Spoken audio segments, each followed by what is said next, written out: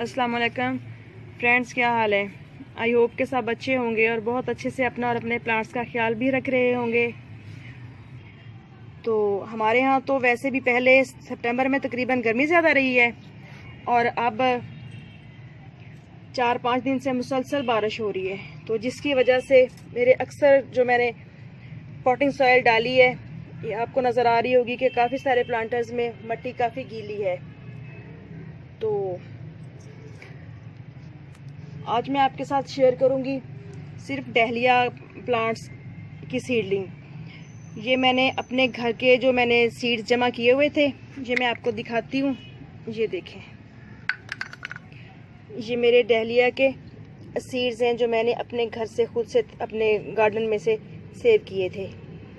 ये mix colour के seeds हैं, और भी पड़े हैं, बट फ़िलहाल मैं सिर्फ यही ग्रो करने की कोशिश करूँगी और आपके साथ इनका रिज़ल्ट भी शो करूँगी।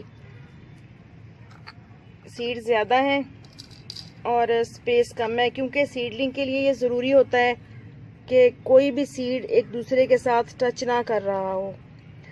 और फिर ट्रांसप्लांट जब करते हैं प्लांट्स को तो भी थोड़ी मुश्किल होती है और अक्सर प्लांट्स डेड हो जाते हैं फिर ट्रांसप्लांटिंग के दौरान। तो इसलिए हम थोड़ा गैप दे के तो फिर प्लांट ये सीड लगाएंगे ताकि अच्छी नर्सरी तैयार हो सके। और जब फिर प्लांट्स छोटे छोटे से तैयार हो जाएंगे, तकरीबन जब प्लांट 5-6 इंच का हो जाता है तो फिर इसको ट्रांसप्लांट किया जाता है। तो इस तरह से अगर आप चाहें तो आप सेपरेट 1-1, 2-2 सीड भी एक गमले में लगा सकते हैं ताकि ट्रांसप्लांट ना करना पड़े। बट मैं तो इस तरह से तकरीबन पिछले 4-5 साल से यूं ही करती आ रही हूँ कि मैं अपने डहलिया के सीड्स ऐसे ग्रो करती हूँ और काफ़ी अच्छा रिजल्ट मिल जाता है इनका मुझे। तो इस तरह से थोड़े थोड़े से सीक्वेंस पे सीड्स डाल के अब हम इनके ऊपर थोड़ी थोड़ी सी भल वाली मिट्टी डाल देंगे। और मैं तो तकरीबन जब भी सीडलिंग करती हूँ ऐसे ही भल वाली मिट्टी, जस्ट भल वाली मिट्टी लेके तो उसमें करती हूँ और अल्लाह का शुक्र है कि मुझे बहुत ही अच्छा रिजल्ट मिलता है।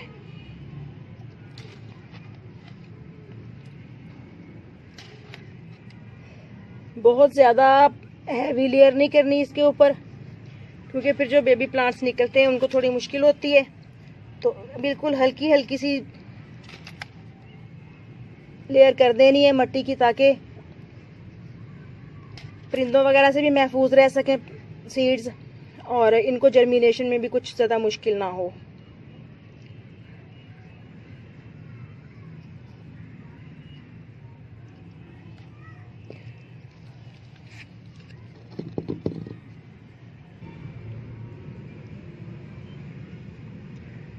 सीड मेरे पास ज़्यादा थे और पॉट में जगह कम थी, इसलिए मैंने सोचा कि चले मैं 2 प्लांटर्स में इसकी सीडलिंग कर लूँ डहलिया की, क्योंकि डहलिया के फूल मुझे बहुत ही अच्छे लगते हैं और बहुत खूबसूरत लुक देते हैं गार्डन को। तो चलें अब इसमें पानी डालते हैं।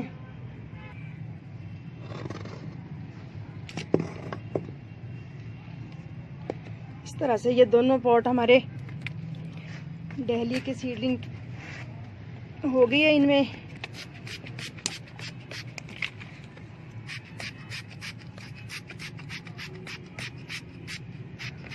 सीडलिंग करने के बाद पानी दे के तो इनको हमने किसी शेडी एरिया में रख देना है।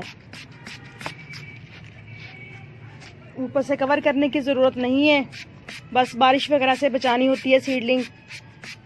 तो क्योंकि अब मौसम काफ़ी चेंज हो चुका है,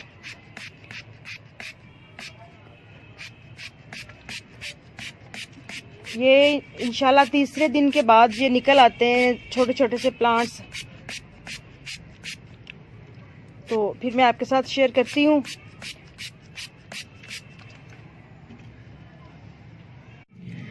ये है डहलिया प्लांट का तीसरे दिन का रिजल्ट। परसों शाम को मैंने इनको ग्रो किया था।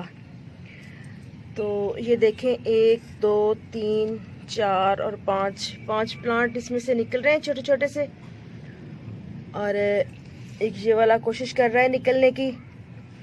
और इस वाले में से देखें, ये देखें, ये निकलने की कोशिश कर रहे हैं प्लांट्स। जर्मिनेशन हो रही है सीड्स की। तो मिलते हैं फिर।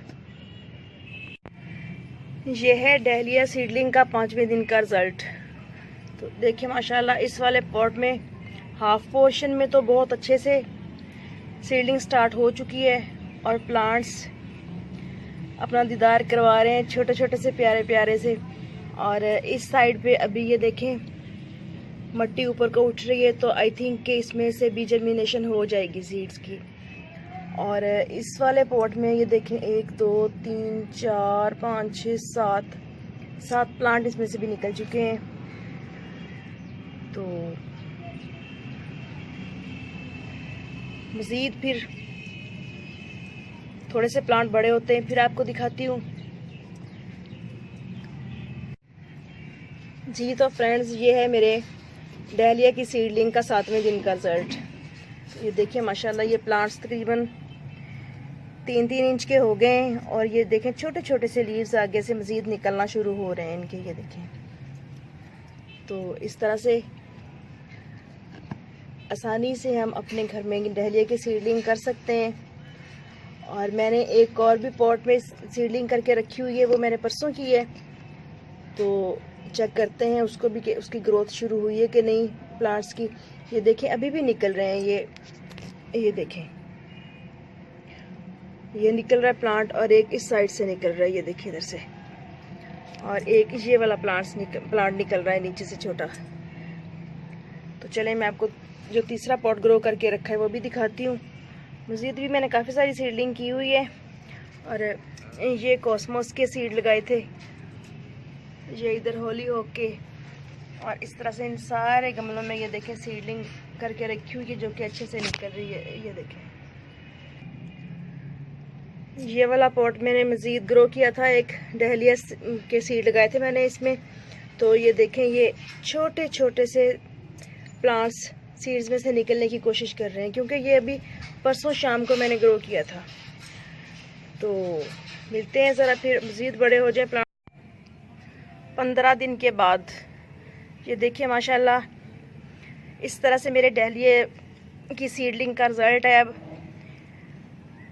कितने प्यारे प्यारे से मज़ीद लीव्स निकल आए इनके ऊपर से।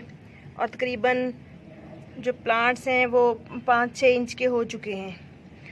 और जो दूसरा पॉट इसके साथ मैंने ये वाला ग्रो किया था, तो ये काफ़ी अच्छी ग्रोथ चल रही है इनकी भी। और आई थिंक कि इन पे किसी पेस्ट ने भी अटैक किया हुआ है। ये देखें ये लीव्स में से होल नज़र आ रहे हैं जो कि किसी बीमारी ने खाए, और ये पत्ते के अंदर अंदर भी कोई ना बीमारी चल रही है शायद।